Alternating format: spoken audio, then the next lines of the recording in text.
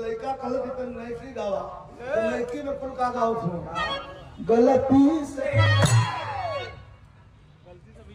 गलती से अरे पूरे माई के